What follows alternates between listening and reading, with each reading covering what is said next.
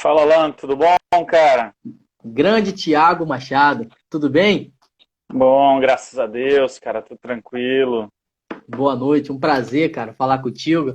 Opa, Confesso, prazer todo meu. tá conseguindo me ouvir direitinho aí? Tranquilo, cara, tranquilo, graças a Deus. A Júlia tá aí online. Eu marquei uma live com a Júlia também na próxima semana. Opa, Júlia, professora Júlia, cara, manja Isso. demais. Discurso de vibração com ela é diferenciado, hein, cara, muito bom. Ela, Muito ela, bom. eu, eu eu acompanhei a sua live também com o professor Ivomar, ele que é Ivomar, Cátia extemporâneo. exatamente. Aquela live também foi sensacional. O professor Ivomar, ele é muito bom, cara, muito bom. Tava assistindo a live dele agora com o Thiago Francisco também, cara, show de bola mesmo. Sim, sim. Eu confesso que essas lives têm agregado muito conhecimento. Eu tenho acompanhado vocês aí, tem sido assim, é, Demais. excepcional. Tiago, eu quero agradecer, cara, né, pela oportunidade aí que você me deu, né, estar participando de uma live contigo. E espero que seja assim um bate-papo bem espontâneo, né? Assim como eu fiz com o Alexandre Sabino quando estou. E Uhum. eu sei que você tem muito aí para passar para gente. Não, eu que agradeço, cara, pelo convite. Me sinto honrado de estar aqui também junto com você nessa live, com certeza. Eu fixei o tema aí, né? Uhum. Tratamento diferenciado para as empresas MEI, ME e EPP, correto? Isso mesmo, Isso mesmo. justamente. Então, Thiago, a gente sabe, né, que as normas elas vivem se atualizando, né, sendo Com revogadas, certeza, né, e como profissionais a gente precisa se atualizar junto com elas, né. com certeza. Antes de entrar, né, propriamente dito, né, na NR1, né, que foi atualizada, né, Uhum. só que ainda Isso. não entrou em vigor, né, a Uhum. gente sabe que tem um período ainda, né, para ela ser Perfeito. vigorada, firmada, né. Mas é interessante a gente falar, né, iniciar a nossa live falando que o PPRL ainda continua válido, né? Sim, perfeito. Entendeu? Então, assim, a gente sabe que ainda, né, o GRO, né, que é uma norma regulamentadora, né, e dentro do GRO tem o seu PGR, né, o PGR ainda não tem que ser elaborado, né? Então, eu queria, né, iniciar a live você dando uma explicação, né, porque pode ser que seja muita dúvida de muitos profissionais. Será que eu já tenho que iniciar elaborando, né, o PGR? Como é que é? Uhum. Então, assim, eu queria, né, ouvir sua explanação um pouquinho, né, sobre o PPRA, que ainda, né, continua vigente. Maravilha. Bom, Alan, primeiro deixa eu cumprimentar todos que estão presentes, Sim, né? Cumprimentamos a Júlia, mas temos outros colegas aí no meio também. Então, boa noite para todos vocês. Muito obrigado pela presença de vocês, né? E, Alan, seguinte, né, cara? A NR1 ela foi atualizada novamente, né? Que é no 2019 nós tivemos uma atualização da NR1. E março de 2020 nós tivemos a atualização atual da NR1. Porém, ela veio também na portaria que trouxe a publicação dessa NR1, ela veio falando que ela vai entrar em vigor um sim, ano após a sua publicação. Né? Então, ela foi publicada dia 9 de março de 2020, então acredito que até 9 de março de 2021 né, ela inicia a sua validade, digamos assim. Só que, assim, uma coisa que nós temos que entender também é que até lá vale a NR antiga, no caso, foi atualizada anterior a essa, tá? Então, assim, além da NR1, nessa data de março também, foi um dia ou no mesmo dia, não lembro de cabeça agora, a gente teve a atualização da NR9 e da NR7. Então, a gente sim. teve a atualização da NR1, 9 e 7, tudo ali uma atrás da outra, tá? Por isso que o pessoal vai falar, o PPRA vai acabar? Vai, por quê? Porque a NR9, que foi atualizada, que só vai entrar em vigor em março de 2021 também, porque a portaria que criou ela também trouxe esse texto também, ela não fala mais de PPRA. Então, a nova NR9 não fala mais. Ou seja, até março de 2021 vigora a NR9 que está vigente. Ou seja, até março de 2021 nós temos que ter o PPRA. Porém, Thiago, e a elaboração do PGR, do GRO? Eu tenho que já fazer agora? Eu já tenho que fazer agora? Ou a partir de março de 2021 eu tenho que elaborar? Esse é um cuidado que a gente tem que ter. que a gente tem que pensar é o seguinte, a partir de março de 2021, um auditor fiscal do trabalho poderá multar a empresa que não tiver o GRO. Sim. Que não tiver o PGR. E que nós, como profissionais de segurança do trabalho, nós já temos que preparar os nossos clientes, as nossas empresas, para quando entrar março de 2021, os nossos clientes, as nossas empresas já tiver os GRO. Ele já tem que ter o GRO. Então, entrou março de 2021, os nossos clientes e as nossas empresas já têm que estar com PGR e o GRO já prontos também. Entendeu? Então, assim, Thiago, quer dizer o quê? Que eu vou precisar, então, ter o PPRA, PCMSO, GRO e PGR? Sim, até março de 2021. Pelo menos em março de 2021, você já tem que estar com o GRO e o PGR pronto. Ok? Só que, sim, lembrando também que com o GRO e o PGR pronto, você já tem todas as informações do PPRA. Entendeu? Então, é bem tranquilo, né? Tiago, é interessante, né? Assim, é um ponto, né? Muito crítico, e muitos profissionais acabam se equivocando, né? Vale lembrar, né, que o PPRA é um documento que não tem que ser realizado anualmente, né? Como muitos profissionais acham, né? A única coisa que tem que ser feito, conforme a NR9 menciona, é uma análise global, né, que tem que ser realizada uma vez no ano, né? Exatamente. Com relação ao PGR, Tiago, vai ser a mesma coisa? Quase, né? Digamos assim. Então, assim, o PGR ele não tem atualização, né? Ele fala assim que uma vez a cada 2 anos nós temos que fazer uma reavaliação dos riscos. Você tem que reavaliar, né? Identificar se manteve a mesma coisa, se não manteve. E detalhe, tá? Se não houve alteração no ambiente de trabalho, eu reavalio a cada 2 anos. Se houve a alteração no meu ambiente de trabalho, alterou os meus riscos, alterou uma função, acrescentou, retirou função, teve mudança na empresa, o GRO e o PGR ele tem que ser atualizado de imediato. Não tem que esperar chegar 2 anos para falar, o que mudou em 2 anos? Não. A atualização é constante dele, né? Então, assim, se nada foi mudado a cada 2 anos, você tem que reavaliar os riscos. Ok? Agora, para quem tem uma certificação, por exemplo, a ISO 45001, sim, essa revalidação é a cada 3 anos. Porém, quem já tem a ISO 45001, se eu não me engano, acho que é anual, que eles têm que fazer uma revalidação, a recertificação, né? Então, acaba nisso, você tem tudo já organizado, tudo pronto também. Então, para quem já tem a ISO, o cumprimento do GRO e PGR é quase que automático, né? Sim. Tiago, uma outra mudança muito interessante, né? Eu entendo isso como uma medida do governo de querer ajudar um pouco as empresas, né, do grau de risco 1 e 2, né? Que são as empresas MEI, ME e EPP. O PPRA, que é a NR9 hoje, que ainda continua vigente, vai dizer que todo empregador que admita trabalhadores, né, como empregados, ou seja, regido pela CLT, carteira assinada, essa empresa precisa elaborar e implementar o programa de prevenção de riscos ambientais. E com relação ao PGR, Thiago, como é que vai ser? Terá alguma mudança?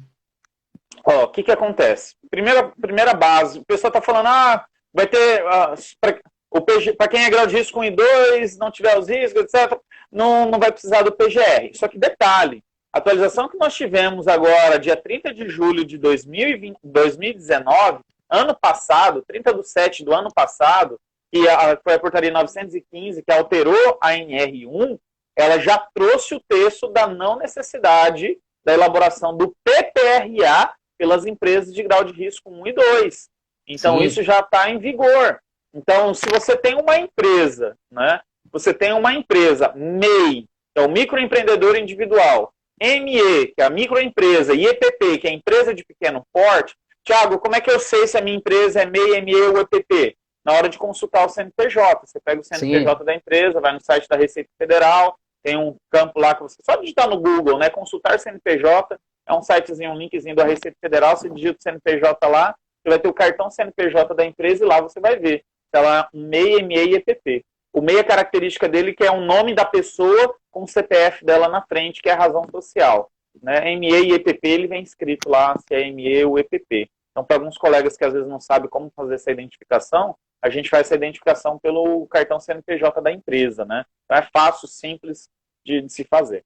Então, assim, essa atualização da NR1 que nós tivemos em 2019, ela trouxe o seguinte texto, que a MEI, ME e EPP de grau de risco 1 e 2, né, que declararem as informações digitais na forma do subitem 1.5, agora a gente fala sobre isso, né, que não tiver o risco físico, químico e biológico, sim, eles não vão precisar elaborar o PPRA. Então, alguns pilares. Primeiro, a empresa tem que ser, tá? 1 ou 2, né? Segundo, a empresa não pode ter riscos físicos, químicos e biológicos.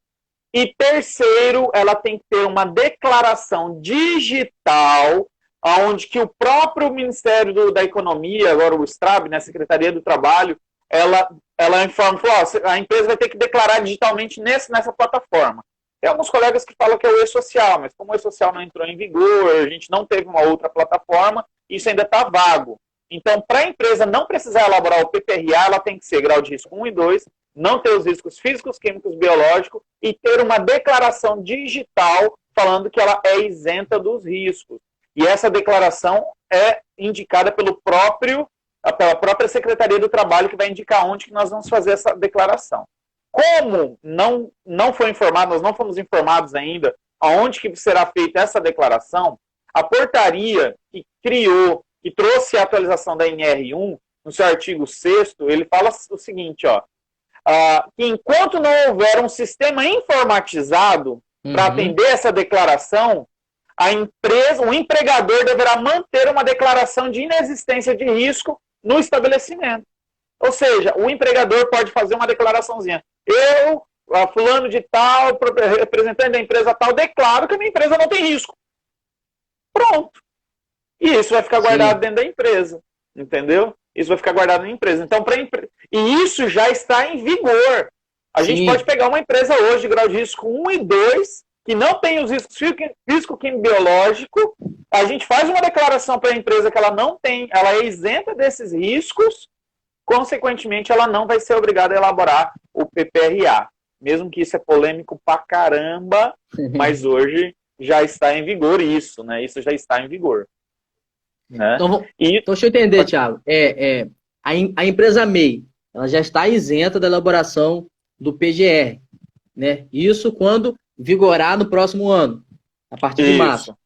A empresa ME e EPP estará isenta desde que seja grau de risco 1 e 2, que não esteja exposto os seus colaboradores aos riscos físico, químico e biológico e que apresente uma declaração, né, ou que vai ser no sistema, ou o próprio empregador deixará, né, na frente ali de trabalho ou no seu estabelecimento, a fim de uma fiscalização, né, do Ministério do Trabalho. É isso mesmo? Isso. A gente trabalhou aqui agora sobre o PPRA, tá? Então, o MEI e EPP estão isentos do PPRA se enquadrar nessa condição, tá? Agora, o PGR, ele trouxe o mesmo texto, mas com algumas alterações. A NR1, que vai entrar em vigor em março de 2021, ela trouxe um texto bem semelhante, para quase idêntico, mas com algumas mudanças. Primeira mudança, o MEI está isento do PGR. Pronto, acabou. Se você é um MEI, você está isento do PGR. Você não precisa fazer o PGR, tá? Só que, assim, detalhe, que pouca gente está falando sobre isso. Ele não fala nada do GRO. Ele fala do PGR. Então, ele está isento do PGR. Né? Depois você pega lá a NR1, ela fala o que é o PGR, tá? Então, alguns outros requisitos ela tem que cumprir também, tá? Que é relacionado à NR1. O que não cabe ao PGR, aquilo que está relacionado à NR1, ela vai ter que cumprir também. Agora, o que acontece? Se você é MEI, independente se você tem risco ou não, independente do grau de risco, você está isento do PGR. Agora, se você for empresa de grau de risco, se você for empresa MEI e EPP, desculpa, ME e EPP, de grau de risco 1 e 2, sem os riscos físicos, químico e biológico, e ter uma declaração, aquela declaração digital, como o STRAB, o Secretaria do Trabalho ainda não publicou que tipo de declaração é essa, pode ser uma declaração feita pelo próprio empregador, e ficar à disposição, também está isento do PGR, tá? Sim. Ele também está isento do PGR também, tá? Tiago, E, uma dúvida, né? Por exemplo, vamos supor que a gente trabalha numa empresa multinacional, né? Numa empresa uhum, grande, né? E existem algumas empresas, né, de grau de risco 1 e 2, que prestarão serviço para essa empresa multinacional no canteiro dela. uhum. Essas empresas pequenas, grau de risco 1 e 2, né? Elas vão ter que elaborar o PGR, né? Ou fazer algum inventário, né? Por estar num grau de risco maior. O que acontece? A NR1, ela fala que isso em relacionado ao MEI, tá? Que o MEI ele não vai precisar ter o PGR, mas se ele vai prestar serviço em alguma outra empresa, seja qual empresa que for, essa outra empresa tem que contemplar os riscos deste MEI no seu PGR, tá? Ele tem que contemplar as prevenções, as ações no seu PGR daquele MEI. Porque se a gente for pensar o seguinte, ó, o ME e o EPP, grau de risco 1 e 2, que não tem os riscos, ele não vai prestar serviço em indústria. Se ele for prestar serviço em indústria exposto a algum risco, ele já tem que ter o teu PGR. A não ser que ele vai fazer uma prestação de serviços que não possua esses riscos, ok? Agora, o MEI não. Imagina comigo, um pintor pode ser um MEI. Pintor tem risco? Tem, normalmente tem ruído, normalmente tem químicos, né? Às vezes tem radiação não ionizante e assim vai. E esse pintor, ele pode ser um MEI. A gente vê alguns pintores como MEI e ele tem um risco, tá? Agora, ele está isento do PGR, mesmo tendo risco. Agora, esse MEI, quando ele vai prestar serviço para qualquer empresa, tá? Para qualquer empresa, não só a indústria, mas qualquer empresa, essa empresa que faz a contratação deste serviço tem que levar em consideração os riscos deste MEI. Então, é isso Sim.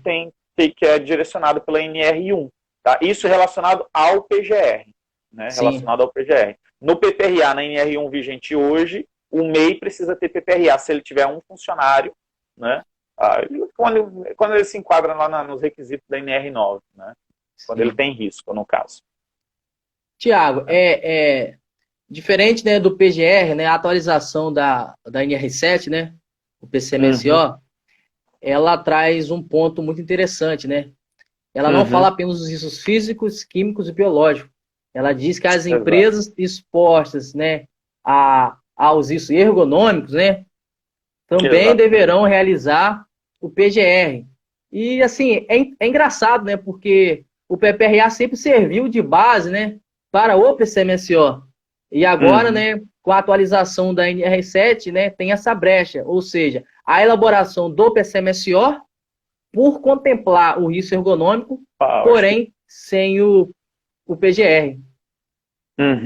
O que acontece, cara? Na verdade, há um equívoco entre os profissionais achando que a NR9 vigente, a NR7 vigente, desculpa, ela exigia apenas o PPRA, e não é, em nenhum momento ela faz menção a isso. Então, assim, para a elaboração do PCMSO, você não precisa como base só o PPRA, você tem que ter toda a documentação que relaciona a identificação dos riscos, né? Então, o PPRA só identifica risco físico, químico e biológico, tá aí o ergonômico. Para elaborar o PCMSO, teoricamente, eu precisava de uma análise ergonômica. Fora isso, eu precisava de uma avaliação de risco, para mim ver os riscos de acidentes mecânicos, etc. Mas a gente sabe que de praxe não era assim que acontecia. Na atualização agora, também da NR1, primeiramente, ela fala o seguinte, para que a empresa MEI, aí ele já enquadra o MEI precisa de PCMSO, se ele não se enquadrar nessa condição, tá? Então, a empresa MEI, ME e EPP, que não estiver exposto aos riscos físicos, químico-biológicos e fatores de risco ergonômico, tá? Alguns colegas ainda vêm fazendo uma confusão, porque na NR1, nessa nova NR1, ela trouxe o termo fator ergonômico. Não tem que ser risco, é só um fator, se o trabalhador estiver exposto a um fator ergonômico, já tem que fazer o PCMSO, não. A NR1, ela fala o seguinte, ó, eu até vou pegar minha colinha, ela fala aqui, ó, o MEI, ME e EPP de grau de risco 1 e 2, que se declararem informações digitais, etc., e não identificarem exposições ocupacionais a agentes físicos, químicos, biológicos e riscos relacionados a fatores ergonômicos. Então tem a palavra risco antes do ergonômico. Então Sim. não é só ter um fator ergonômico que eu tenho que ter o PCMSO. Eu tenho que ter um risco relacionado ao fator ergonômico. Tá? Então por quê? Porque tem empresas sem risco ergonômico? Existe, cara. Eu defendo a tese, apesar que isso também é polêmico, tem alguns colegas que não concordam comigo quanto a isso, mas existe, cara. Existe empresas sem risco ergonômico. Tem empresas com fatores ergonômicos. Entendeu? Que é o quê? Existe o fator ergonômico, mas não é risco. Né? Existe até, eu assisti uma live da Júlia também, se a Júlia estiver aí também pode me ajudar, ela falando sobre ergonomia, que achei interessante. Ela falou, olha, realmente existe empresa. Falou, a minha casa não tem. A minha cadeira é ergonômica, eu faço as minhas programações, eu posso levantar quando eu quiser, eu sair quando eu quiser, e etc, etc. Ou seja, existem até ferramentas ergonômicas que nos dão condições de dizer que aquele ambiente de trabalho ou que aquela função não tem o risco ergonômico. O que é um risco ergonômico? É quando o trabalhador vai ficar doente. Agora, se eu estou tudo controlado, ele não vai ficar doente. Se eu tenho um estudo, uma base científica, técnica científica, falando que está tudo certo, está dentro dos padrões corretos, então o trabalhador não está exposto ao risco ergonômico. Tá? Então, a NR1 ela trouxe bastante isso. Então, para ser isento do PCMSO, além da empresa não ter a exposição a risco físico, químico, biológico, o trabalhador também não pode estar exposto ao fator de risco, ao risco relacionado ao fator ergonômico. Tá? Aí ele está isento de elaborar o PCMSO. Então, assim, em contraste com o PGR, o MEI, só pelo fato de ser MEI, ele está isento do PGR. Já o PCMSO, para ele estar isento, ele tem que seguir aquelas recomendações, não ter a exposição dos riscos, físico e biológico, dos fatores ergonômicos, risco de fator ergonômico, né, e ter a declaraçãozinha lá falando que ela está isenta do risco. Aí essa empresa vai entrar em contato com a clínica de medicina do trabalho dela e vai falar, olha, eu estou isento dos riscos, sendo assim, qualquer trabalhador que eu mandar para cá vai fazer somente um exame A, só fazer um ASO clínico, e esse ASO tem que ser, tem uma periodicidade de 2 anos. É o que define aí a NR1, tá? E também a NR7, que traz essa condição do ASO também bienal. Thiago, você entrou em um ponto aí muito interessante, né? Porque nessa nova atualização da NR1, né, também aí da NR7, ela vai dizer que se as empresas, né, não forem obrigadas a elaborar o PGR, né, e o PCMSO, isso não isenta essas empresas, né, de elaborar o ASO. De elaborar o ASO.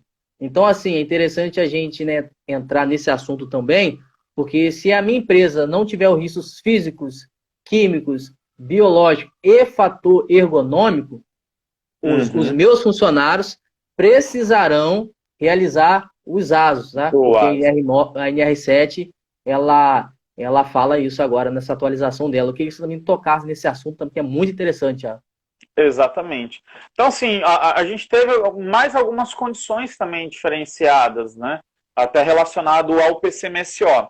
Porque, assim, uma coisa que poucos sabem, a relatório anual do PCMSO acabou. A partir pela nova NR7, que vai entrar em vigor também em março de 2021, não vai ter mais o relatório anual do PCMSO. O que a gente vai ter? A gente vai ter um relatório analítico, tá? E essas empresas MEI, MEI e EPP que estão isentas de elaborar o PCMSO, também estarão isentas de elaborar o relatório analítico, tá? Sim. Então, também vai ter essa condição, tá? Agora, isso quer dizer o quê? Que tem que fazer o exame? Tem que fazer o exame. Contratei um funcionário, eu tenho que fazer o admissional? Tem que fazer o admissional desse funcionário. Tá? Qual que é a periodicidade desse exame? É bienal. A cada 2 anos eu tenho que fazer um exame periódico. Tá? Normalmente provavelmente vai ser o exame clínico, que é o que o trabalhador vai fazer. Agora, se o médico quiser solicitar algum outro exame, aí é critério do médico, né? O médico vai ter as suas justificativas por conta disso, tá? Mas, teoricamente, é isso. E eu acho que é uma boa, cara. Então, se você olhar assim, poxa, uma empresa que não tem exposição aos riscos físico, químico, biológico, ergonômico, para que vai precisar de um PGR? Para que vai precisar de um PCMSO? Entendeu? Então, só segue esse padrãozinho aí. Agora, isso não isenta dessas empresas terem a análise ergonômica do trabalho. Porque como que você vai dizer que o trabalhador não tá exposto a um risco, a um risco ergonômico? Tá? Através de uma análise ergonômica do trabalho. Cara, sem análise ergonômica do trabalho, não tem como falar que o trabalhador não está exposto. Entendeu? Sim.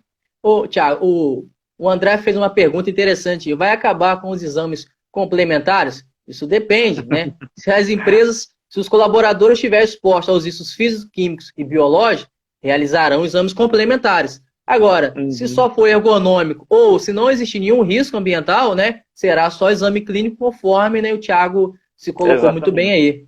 Porque os exames estão totalmente relacionados com os riscos ambientais. Exatamente. E lembrando, tá, pessoal? Lembrando, às vezes a gente está comentando aqui, porque a gente tem experiência, a gente sabe mais ou menos como é que acontece. Mas a gente sabe que é o médico do trabalho, que vai fazer essa identificação e tudo mais, tá? Agora, o que acontece também? Vai acabar o exame complementar? Não. Até porque a nova NR7, ela trouxe um quadro com muito mais exame do que tem no quadro atual. O que vai acontecer, que já era para estar acontecendo, isso também tem alguma previsão na NR7 atual, é o seguinte: tem muito exame em PCMSO que não era obrigado de ser feito. Em muitas clínicas, não só clínicas, até profissionais de segurança do trabalho, de medicina do trabalho, que colocavam nos PCMSOs a necessidade de fazer exames que, na verdade, colocava lá para poder vender exame. A gente sabe disso. Né, que a NR7 ela não pedia alguns exames, aí o médico colocava o exame porque ele tinha uma clínica e queria vender. E criou-se uma cultura de exame, de fazer exame. Ah, o trabalhador está exposto a tal risco, então põe exame. Ele não fazia uma justificativa técnica. Ele simplesmente colocava exame ali para ser realizado. Agora, pela nova NR7, ela fala o seguinte: o médico do trabalho deverá seguir os quadros da NR7 para indicar os exames. Caso o médico indique um exame que não esteja naquele quadro, ele tem que fazer uma justificativa técnica. Então, olha a diferença. Então, qual é o objetivo disso? Reduzir exames desnecessários. A gente sabe aí de muitos PCMSOs que são elaborados que tem exames desnecessários. A empresa não precisava pagar aquele exame para fazer, né? Por quê? Porque às vezes o médico colocou. Agora, para o médico colocar um exame no PCMSO, ele vai ter que fazer uma justificativa técnica do porquê colocar. Agora, lembrando, pessoal, também não quero caçar briga com os meus colegas da medicina do trabalho. A gente está generalizando, mas a gente sabe que não é generalizado. Por quê? Porque assim, tem exame que o médico do trabalho vê a necessidade de ser realizado, pedia no PCMSO que fosse acrescentado aquele exame por conta de um risco que ele viu a necessidade de colocar ali. Só que isso não tinha justificativa. O médico simplesmente colocava no PCMSO para que fosse feito, a empresa fazia e pronto. Agora não. A diferença é que agora o médico vai ter que justificar. Ou ele tem uma justificativa plausível, ou aquele exame não pode estar ali no PCMSO. Por que você está pedindo o exame? Entendeu? Porque você quer ganhar dinheiro ou é necessidade de ser realizado por uma exposição de um risco? Entendeu? Thiago, então essa é a sacada. É interessante demais você falar, né, sobre uma cultura, né? E realmente existem algumas culturas que foram implementadas, né, na área de segurança do trabalho. Conforme você se colocou aí, o PPRA. O PPRA não é um documento que tem que ser feito anualmente. Você se colocou muito bem. O PGR, pessoal, não é um documento que tem que ser feito anualmente, né? Na verdade, né, o PPRA, o que ele tinha que ter anexado em um único PPRA eram as análises globais, que deveriam ser feitas anualmente. Então, assim como tem muitos médicos do trabalho, né, querendo se aproveitar em ganhar em cima de exames, né, muitos profissionais da área de segurança do trabalho se aproveitaram desse período para ganhar com relação ao PPRA. E vai acontecer a mesma coisa no PGR, Thiago. Vai acontecer. Então, assim, inclusive, Thiago, eu não sei se na sua região, mas aqui na região os fiscais do Ministério do Trabalho chegavam para fiscalizar a empresa, eles mesmos pediam. Me mostra o PPRA, o PCMSO dos últimos 2 anos. Entende? Sim, com certeza. Então, eu já vi caso de de auditor fiscal do trabalho de recusar uma análise global. Eu falei, mas como assim? Não, cadê o PPRA? Eu falei, não, Sim. na análise global. Ah, mas eu quero a renovação. Ah, mas onde está escrito que tem que ter renovação? Então é um Sim. absurdo, né? Mas hoje eu acho que hoje mudou bastante isso também já. Se eu não me engano, é o item 9.2.2 da NR9, realizar uma vez ao ano, sempre que necessário, uma análise global. Então, assim, repetindo, pessoal, né, o PGR, né, que está vindo aí, que foi atualizada, a NR7 também, não tem que ser elaborado todo ano, né? É de 2 em 2 anos, caso, né, se existir alguma mudança no ambiente de trabalho, nos riscos ambientais, aí sim. Com relação agora o PGR, é a análise global que tem que ser realizado também, vai continuar sendo? Não. Ele não trouxe o termo análise global. Ele falou que tem que ser revisado os riscos. Sim. Tá? Então, o que é revisão? Você vai fazer uma reunião com a tua equipe, lá com a CIPA, com os líderes encarregados, o SESMIT em geral, e vocês vão avaliar. Ah, esses riscos continuam os mesmos? Continuam os mesmos. Os riscos identificados no PGR se mantêm os mesmos. Acabou, revisou. Foi feito, faz uma ata sei lá, tô viajando Sim. um pouquinho na maionese aqui. Mas é mais ou menos o que você vai fazer? Você vai revisar os riscos. Você não vai elaborar um novo PGR. Não é uma nova elaboração. Aí o profissional de segurança, o consultor, ele fala o seguinte, tá, mas e o meu ganha-pão? Né? Porque o meu ganha-pão é a renovação dos documentos. Né? Eu tenho que X clientes e por mês eu renovo tantos documentos. Cara, não vai ter isso.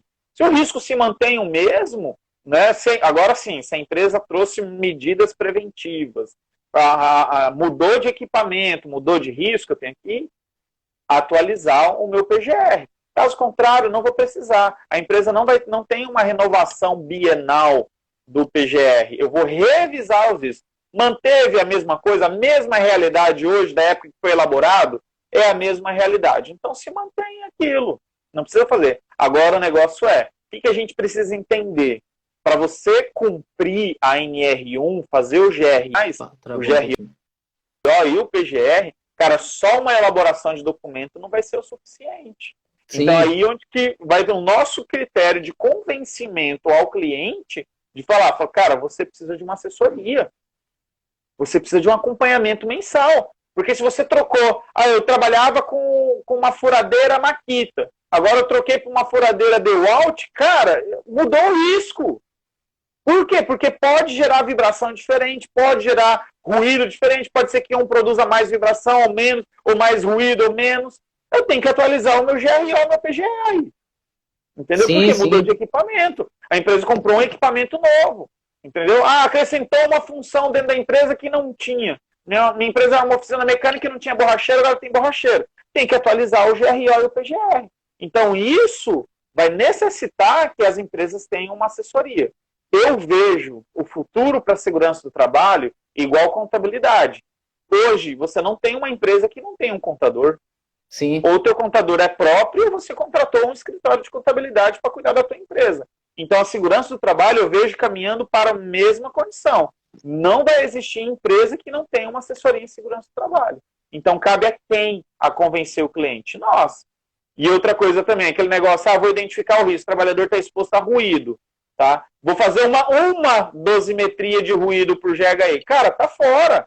A NR1 e até a NR9 fala que o resultado das avaliações tem que ser representativo. O que é representativo? Você tem que trabalhar com estatística, estratégia de amostragem. Tá? Então, se você pega o guia de estratégia de amostragem da Fundacentro, ele pede para se fazer de 6 a 10 medições por GHE. De 6 a 10 medições por GHE. Você vai fazer lá o cálculo estatístico, achar o percentil 95, tá? E você vai ter lá o teu resultado. É através desse percentil 95 ou de algum outro método estatístico que for aplicável, aí você vai trazer a tua conclusão se aquele risco, se aquele perigo gera um risco para o trabalhador ou não. Porque tem que ser representativo. Então, como que você faz um controle de higiene ocupacional nas empresas sem fazer uma assessoria? Isso, o valor vai sair lá em cima, cara. Vai sair lá em cima para o cliente. Então, a assessoria vai diminuir o custo para fazer esse atendimento aos clientes, né? Ou seja, Thiago, você falando aí, né, do grupo homogêneo de exposição, né? Como que funcionava e como vai funcionar, né? Por exemplo, a gente tinha no ambiente de trabalho 5 funções diferentes, né? Trabalhando expostos aos mesmos riscos. A gente fazia uma avaliação ambiental e essa avaliação, né, serviria para todos.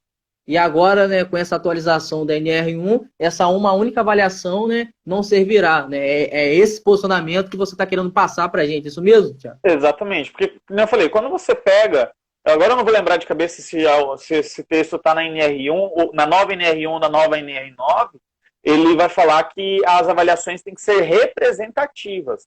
Como é que uma avaliação é representativa? Quando você faz um tratamento estatístico nela. Sim. Tá? Porque o que quer dizer uma medição? O que quer dizer o resultado de uma medição? Quer dizer o quê? Quer dizer o resultado daquele dia. É o resultado da medição naquele dia. Tá? Agora, como que você vai fazer um tratamento estatístico? Você tem que escolher trabalhadores aleatórios, você tem que fazer avaliação em dias aleatórios, você tem que fazer de 6 a 10 medições por GHE, tá? Então você tem que, às vezes, eliminar as medições que você caracterizou que não é representativa e refazer aquela. Cara, o investimento é muito alto. A gente está fazendo um trabalho desse com um cliente nosso aqui, de uma transportadora. Agora a gente parou, porque o coronavírus não está deixando. A gente tem 250 caminhões, né? Então a gente ia iniciar uma avaliação de ruído nos caminhões, porque a gente viu que está dando abaixo do nível de ação. Então o que a gente vai fazer? Se a gente fizer um tratamento estatístico e comprovar que essas medições estão abaixo do nível de ação, a gente vai cortar a dosimetria de ruído, isso em conjunto com o médico do trabalho, a gente vai cortar a audiometria. Ou seja, vai cortar a audiometria de 250 motoristas. Por quê? Porque a dosimetria está abaixo do nível de ação. Ou seja, Thiago, não é porque o meu trabalhador está exposto ao risco físico, agente ruído, que ele tem que realizar o exame de audiometria, né? Está abaixo do limite de tolerância, e a empresa tem uma economia enorme diante disso aí. Com certeza. Thiago, o que a gente tem que entender? Não é abaixo do limite de tolerância, é abaixo do nível de ação. Sim, tá? sim. Há uma diferença. Então, se ele está dentro do nível de ação, a gente vê até na própria NR7 lá, ele já pedindo que, quando os resultados das avaliações estão acima do nível de ação, em alguns casos, já tem que ser pedido o exame. Em outros casos, se ele tiver somente a 10% do limite de tolerância, já tem que fazer solicitação de exames também. Em caso de sílica, é ainda um pouco mais complexo, né? Isso no novo texto da NR7, né? É interessante você falar dessa avaliação representativa, Thiago. Um exemplo, a gente vai realizar uma avaliação ambiental de poeira através, né, da bomba de amostragem. É muito complexo, porque se chover hoje, Thiago, se chover hoje, a avaliação é diferente de amanhã, entendeu? Então, assim, é interessante você entrar nesse tempo, porque sabe o que acontece, Thiago? O certo era ser feita realmente várias avaliações num único ambiente de trabalho. Porque o ambiente de trabalho hoje não é o mesmo de amanhã. Se chover hoje, a intensidade de poeira, sílica ou não sílica, vai ser uma. Amanhã será outra. Mas por se tratar de uma avaliação muito cara, né, os empregadores não aderem a isso e a gente não consegue chegar no ponto ideal. Porque a avaliação ambiental tem que ser assim, representativa. Ou seja, tem que ser feita várias para a gente chegar num denominador final. Porque uma não tem como a gente chegar nesse denominador. Exatamente, é bem isso mesmo que acontece. Como eu falei, quando a gente faz um tratamento estatístico, e ele fala assim de 6 a 10 medições, então, pessoal, aconselho mesmo, pessoal, façam um curso do Fantazini sobre estratégia de amostragem. Eu fiz esse curso, me abriu a mente, e você vai precisar dessas técnicas para aplicar no GRO e PGR, tá? Então, cara, eu super recomendo mesmo. Caso você não queira fazer ou não tenha condições de fazer, leia o manual de estratégia de amostragem da Fundação, tem de graça. É só colocar no Google lá, você acha o manual de estratégia de amostragem. É um pouco complexo de entender, mas leia e que ele ajuda bastante. Então, o que acontece? O que ele fala nesse manual de estratégia de amostragem? Ele fala o seguinte, foi bem que você falou. Hoje, vamos usar um exemplo bem claro. A oficina mecânica. Eu presto muito serviço de oficina mecânica aqui na minha cidade. Oficina mecânica de carro. Final do ano, dezembro, todo mundo quer fazer revisão de carro. A oficina tá lotada. Carro atrás do carro, e tira pneu, e põe pneu, e tira, faz isso, e lixadeira, e furadeira, e tudo. Aí você pega mais ou menos um período pós-férias, né? Pós-férias, a oficina começa a cair. Tem dia que tem 3 carros, tem dia que tem 4 carros, tem dia que não tem nenhum carro. Isso quer dizer o quê? Quanto mais carro tem dentro de uma oficina, mais barulho tem. Sim. Porque você está lá toda hora com uma pneumática, com uma lixadeira, com isso, com aquilo outro.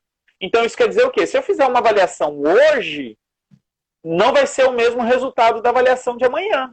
Agora, quando você faz um tratamento estatístico, você pega dias aleatórios, né? Pelo estudo estatístico, ele fala que quando você faz essas análises de 6 a 10 avaliações, ela vai sempre cair um dia em que vai ter pouco ruído e um dia que vai ter muito ruído.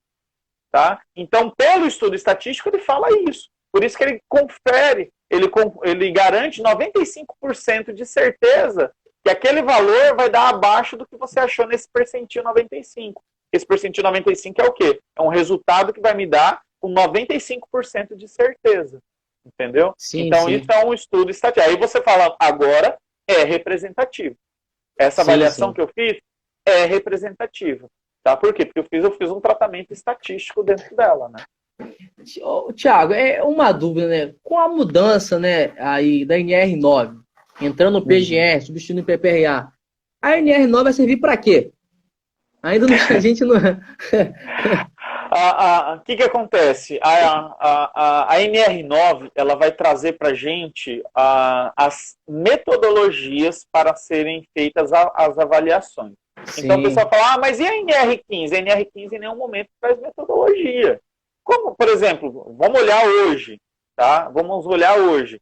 Anexo 1 da NR15. Ela fala para você aonde que você vai posicionar o dosímetro, ou a configuração que tem que ter o teu dosímetro, as características que tem que ter o teu dosímetro, como que o avaliador ele tem que se portar, não traz nada disso. A gente usa como metodologia o quê? NHO 01, porque a NHO traz essas condições. A NR15 ainda traz uma coisinha ou outra, mas ela não serve como metodologia, ela serve para a gente como um parâmetro para fazer a comparação com o resultado. E ela traz algumas condições, algumas características e configurações que o meu aparelho tem que ter para atender aqueles pré-requisitos. Mas a metodologia de como fazer e como chegar nesse resultado estaria na NHO 01. Então a NR9 ela vai trazer vários anexos, como a gente já tem lá, o anexo lá de benzeno, a gente já tem um anexo de vibração e a gente tem um anexo de calor, ela vai trazer outros anexos, anexo para ruído, anexo para químico, anexo para isso, para aquilo outro, para cada risco ele vai trazer. E cada anexo desse, da NR9, ele vai servir para a gente como metodologia para aplicar no GRO. Então, se o GRO falar, eu não posso estar exposto a risco físico, químico, biológico, então eu vou usar como base a NR9, a identificação daqueles riscos lá da NR9, o parâmetro da NR9, para saber se vai ter essa exposição aos riscos físicos e biológicos. Então, resumindo, a NR9 ela vai nos servir para trazer metodologias de avaliação. Sim. Tá? Muito bom. Uma outra dúvida, Thiago, e eu sei que não é só minha, né, de muitos profissionais, né? Com a entrada do PGR, com relação ao PCMAT, o PGR vai substituir o PCMAT para as empresas do ramo de atividade da construção civil? Isso. Nós tivemos também a atualização já da NR18, né, que foi, se não me engano, em fevereiro. Né? Lá na NR18, nessa nova atualização, ela também já retirou o PCMAT, vai ser PGR. Só que ele vai ser um PGR diferenciado, ele vai ser um PGR direcionado à construção civil. É um PCMAT que mudou de nome, só que um pouco mais trabalhado, né, focado também na gestão. Então a gente vai ter o PGR da NR18. Aí você fala, Thiago, mas e aí? Qual que eu sou construção civil? Qual que eu vou aplicar? O PGR da NR1 ou o PGR da NR18? Aí a gente tem aquela portaria que traz a hierarquia das normas, que ela fala o seguinte, se houver um conflito entre uma norma geral, que é a NR1, e uma norma específica, que é a NR18, que ela é de um setor econômico específico, você vai trabalhar o setor econômico específico. Você vai priorizar aquela NR de setor econômico específico. Ou seja, se há um conflito entre a NR1 e a NR18, você vai seguir a NR18. Ou seja, então, só para a gente entender aí, né, terá um PGR específico para a NR18, diferente da NR1, ou seja, Da mais NR1 voltado para a construção para a civil. construção civil, exatamente. É interessante. Tem um Sim, colega perguntando aqui, ó, o Andrade IMSST e o PGSSMATR da NR31. NR31, tá? É uma grande polêmica também, porque assim, a NR31, ela, Travou. primeiro, ela nunca falou de PGSSMATR. Aí nós tivemos uma atualização ano passado, ano retrasado, não lembro, e trouxe esse termo. Mas todo mundo fazia o PGSSMATR. Né? Todo mundo fazia esse programa para fazer. E falava, isso aqui é para substituir o PPRA e o PCMSO. Aí eu te pergunto, aonde está escrito na NR31 que o PGSSMATR substitui o PPRA e o PCMSO? Tá? Para começar, não tinha esse termo na NR31. Depois acrescentaram. Como eu falei, acho que foi ano passado, ano retrasado, não lembro, teve atualização da NR31, acrescentaram esse PGS-SMATR. Beleza, acrescentou esse PGS, mas mesmo assim, aonde está escrito lá hoje, olha a NR31 hoje, e vê aonde está escrito que ele substitui o PPRA e o PCMSO. Não está. Isso quer dizer o quê? Que Fazenda, além de elaborar o PPRA, o PCMSO, tem que elaborar o PGS-SMATR, que não tem Sim, nada a ver com o PPRA e o PCMSO. Tá? E quando entrar o GRO e o PGR, além da Fazenda elaborar o GRO e o PGR, vai ter que elaborar o PGS-SMATR, a não ser que sim, faça uma nova atualização da NR31 e tire ele.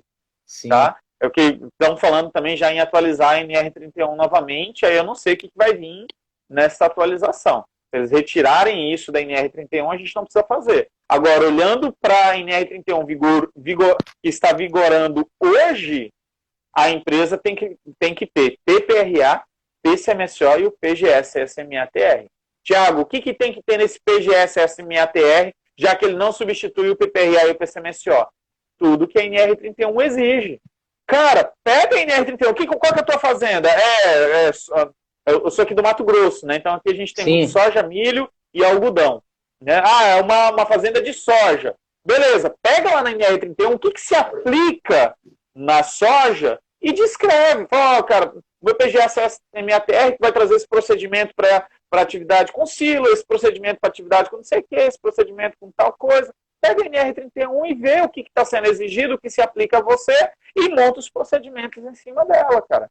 Então é isso que é o PGSS-MATR. Agora, a confusão é, ele substitui o PPRA e o PCMSO e vai substituir o PGR e o GRO? Não. Né? A não ser que saia uma atualização falando que substitua, né? Tiago, tem uma pergunta interessante aí, ó. Uhum. Railton, boa noite, Tiago Alan. Com a modernidade do WhatsApp, nos dias de hoje, não seria interessante o envio dos programas para de fato ser reconhecidos os trabalhadores? Interessante que a NR9 ela fala que o PPRA, hoje o atual, o documento atual, tem que estar disponível para os trabalhadores, né? Fato Para os que não trabalhadores. acontece. Geralmente está Também não lançado o acontece. gerente, do supervisor, entendeu? Então, assim, é interessante a gente falar que todo documento de segurança do trabalho ele tem que estar disponível para os trabalhadores, né, poderem conhecer Exatamente. esse documento. Esse colega aí, o Railton, amigo meu aqui da cidade, cara, gente boa, instrutor de altura, confinado, manda muito bem nesses pontos aí. Railton, gente boa, meu amigo. Um abraço para você, Railton.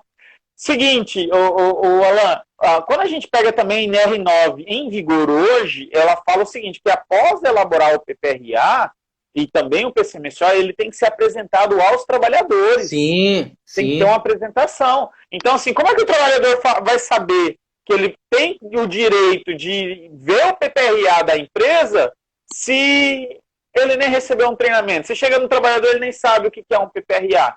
Então, o correto é o seguinte, né? Você tem um PPRA, fez a entrega do PPRA, a empresa ela tem que apresentar esse PPRA à CIPA e aos trabalhadores também. E às vezes até a própria CIPA não sabe o que é o é PPRA. verdade. Na prática não acontece. Tiago, Difícil. na verdade, né, você entrou em um ponto muito interessante, né? E eu acredito que chegou um tempo que a gente vai parar de vender papel e começar a vender gestão. E graças a Deus está entrando nesse tempo, né? Por muito tempo, Thiago, eu não sei se na sua região, né, acontece isso, né? Mas por muito tempo eu pude observar que o Programa de Prevenção de Riscos Ambientais e o PCMSO não se passava de um documento realizado por uma empresa com meio de uma fiscalização do Ministério do Trabalho. O trabalhador não tinha ciência, o funcionário não tinha ciência, ninguém tinha ciência. A preocupação não era com segurança, a preocupação era um fiscal, um auditor chegar na minha empresa e multar a minha empresa porque eu não elaborei. E agora com a atualização da NR9, com a chegada do GRO, a gente não vai vender papel. A gente precisa vender gestão, porque a gente vai precisar, como profissional da área de segurança do trabalho, acompanhar a atividade. Até porque se o risco mudar, o documento tem que ser atualizado. Então, assim, a gente está com 27 aí, pessoas online, né? E a gente tem que fazer a diferença, entendeu, Thiago? A gente não pode aceitar, né, o mercado trazer essa cultura para a gente. A gente tem que levar a nossa cultura. Ou seja, nós vamos vender gestão, não vamos vender um papel que vai ficar arquivado na empresa onde um funcionário tem conhecimento. Alan, eu acho assim, até essa época de coronavírus está melhorando bastante, tem muita gente buscando conhecimento, sabe? Sim. Então essas lives são prova disso, cara. Sim. Tá tendo muita live boa, tá tendo muito cara fera falando de muita coisa top, sabe, cara? Muita live boa, mas muitos colegas aí estão fazendo. E muitos colegas estão se aproveitando e assistindo essas lives. Sim. Consequentemente, estão também investindo nos cursos que esses profissionais vendem. Então, sim, assim, as pessoas estão se capacitando mais, diferente do PPRA, né? Quantos aqui, às vezes até que nesse grupo, já fez um curso de PPRA? E eu tenho quase certeza que a maioria dos que estão aqui já elaborou um PPRA, mas pouquíssimos fizeram curso de PPRA. Agora o GRO, o que está acontecendo? Todo mundo está fazendo curso de GRO, sim, de PGR, entendeu? Olha a diferença, e isso é muito bom, né? Eu estou falando isso não como crítica ruim, mas como crítica boa. Porque quando você se capacita, te abre a mente, te abre os olhos. Cara, eu falo que cada curso que eu fiz, o primeiro curso que eu fiz relacionado à higiene ocupacional foi o curso de perícia do Ivomar Mezzoni, lá em Belo Horizonte, cara. Foi o primeiro curso, assim. Eu cheguei lá e eu achava que eu sabia fazer um LTCAT e um laudo de insalubridade. Para mim, que era tudo a mesma coisa. LTCAT e laudo de insalubridade periculosidade é a mesma coisa. Né? Então, quando eu cheguei lá, eu falei, cara, quanta coisa de errado eu já fiz. Né? E quando o Ivomar começou a falar lá sobre, ele levou uns aparelhos, a gente começou a estudar um pouquinho sobre as formas corretas de fazer a medição, eu comecei, putz, quanta medição errada eu fiz. Entendeu? Então, aí que me despertou, cara, eu preciso estudar mais. Eu preciso buscar mais conhecimento, eu preciso fazer mais cursos. Então, muitos colegas estão despertando isso agora. Porque quando você faz um curso de GRO, você vê que você tem que trabalhar com estratégia de amostragem. A maioria dos cursos de GRO não trabalha estratégia de amostragem. Você vai ter que fazer outro curso de estratégia de amostragem. Aí você vê que você precisa conhecer mais de higiene ocupacional. A maioria dos cursos de GRO fala de higiene ocupacional, mas não é específico em higiene ocupacional. Você vai precisar fazer higiene ocupacional. Aí você vê que para um EPI ser eficaz, você precisa estudar mais. Como que eu faço para a máscara respiratória ser eficaz? Eu tenho que ter um PPR, um Programa de Proteção Respiratória. Sim. Então, para elaborar um PPR, eu preciso fazer um curso de PPR, porque não é simples. O trabalhador tem um protocolo auditivo, então eu preciso fazer um curso de PCA para conseguir comprovar a eficácia do protocolo auditivo. Então, assim, tudo isso vai entrar na onde? No GRO. Porque a partir do momento que uma empresa faz a medição para ter uma estratégia de amostragem de 6 a 10 medições, cara, é caro. Só que você tem que mostrar para a empresa o quê? Tem retorno. Se a gente faz essa estratégia, a gente consegue diminuir FAP, a gente consegue diminuir exame, a gente consegue diminuir em acidente, e isso vai retornar o quê? Em lucro para a empresa. Sim. Agora você precisa saber o que fazer com aquele resultado. Chegou o resultado das dosimetrias de ruído para mim, eu tenho lá meu percentil 95, a minha estratégia de amostragem e tudo mais, beleza, o que eu faço com esse número? Eu tenho que fazer a gestão desse número. Tá, o que eu vou fazer? Vou trocar de equipamento, eu vou indicar um EPI correto, esse EPI é eficaz ou não é? Como é que eu comprovo a eficácia do EPI? E aí vai longe, né? E aí vai longe. Tiago, a gente tem aí 2 minutos, né? Nossa, já? Passou muito rápido. Quero te agradecer, né? Nossa, foi muito produtivo, foi muito legal a live, né? Eu acredito que a gente conseguiu, de alguma forma, agregar um pouco aí, né, de conhecimento para os amigos profissionais. Peço aí, né, ao pessoal que não segue o Thiago Machado, que siga o Thiago Machado. Thiago também tem um canal no YouTube, que inclusive eu sou inscrito nesse canal, né? Quem não me segue também me siga. Eu também tenho um canal no YouTube. Nesse período de quarentena, Thiago, eu criei esse canal e estou gostando muito, sabe? Show. Então, assim, a gente está aproveitando realmente para esse período de quarentena para ser um profissional melhor. E vocês têm me feito um profissional melhor. Eu queria agradecer mais uma vez por essa oportunidade. Maravilha, maravilha. Alan, muito obrigado pelo convite, tá? Obrigado de coração. A todos os colegas aí que estão assistindo a gente também, agradeço de coração pela presença de vocês aqui também. A gente trouxe aqui um pouquinho do nosso conhecimento que, cara, não é muito, a gente não sabe de muita coisa, porque quando você vai, às vezes, conversar com outros colegas, você acha que sabe alguma coisa, mas você não sabe de nada, porque tem uns caras muito mais experientes, mais top do que você acha que você é. Então, assim, cara, a gente troca experiência, eu penso dessa forma, né, cara? Cada um tem a tua experiência de vida, a tua experiência, então, assim, a gente está trocando experiência e isso que agrega bastante. Então, Alan, muito obrigado pelo convite também. Eu também sou inscrito do teu canal, tá, cara? Que honra, hein?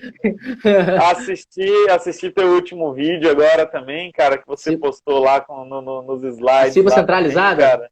A Cipa centralizada, eu gostei bastante também, cara. Compartilho do mesmo entendimento que o seu ali também. Achei muito bom, parabéns mesmo, cara. Obrigado. E, pessoal, muito obrigado de coração pela atenção de vocês, tá? Um abraço, Thiago. Um abraço, Alan. Tudo de bom, cara. Tudo de bom. Até mais. Até mais.